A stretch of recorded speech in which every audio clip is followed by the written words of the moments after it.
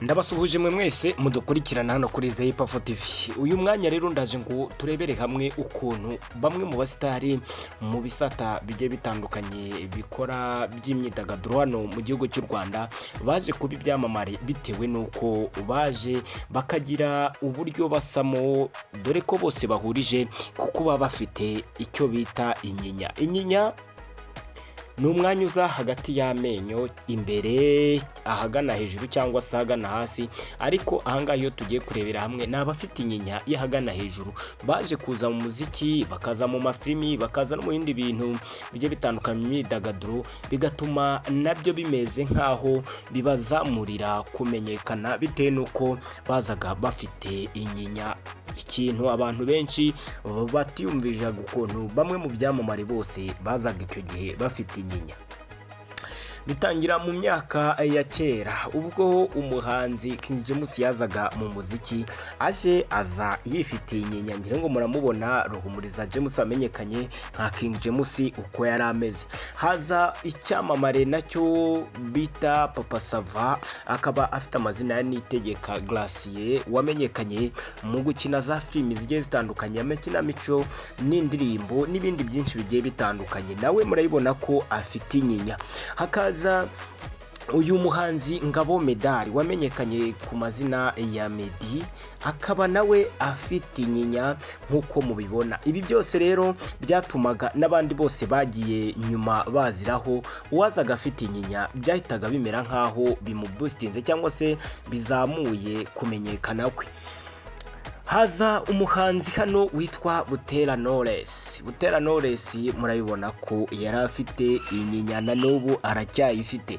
Hakaza umuhanzi yitwa Juno Kizigenza. Juno Kizigenza ni umuhanzi uzwi hano mu gihugu cy'u Rwanda ufite inyinya, dore ko yaje no kugira gutya aza no gukundana n'umuhanzi bita Ariel Ways, nawe wari ufite inyinya, bamwe bakajya bavuga bati murasa rwose wagira ngo muri impanga. Haza umuhanzi Kid Gaju nawe yamenyekanye mu myaka yatambutse no mu gihugu cy'u Rwanda, nawe icyo gihe akaba yari afite inyinya.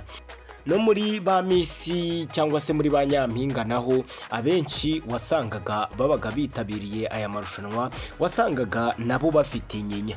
Waje gutsinda aya marushanwa mu 2020 ni Ishimwe Naomi, akaba nawe yari afite inyinya. Hariho n'abajya bamugereranya ko ngo asa na Juno Kizigenza, bamwe nabo bakaba bajya babisanisha bakagira ngo koko bafite icyo bapfana cya hafi, koko nk'uko babona inyinya zabo ngo zijya guhura.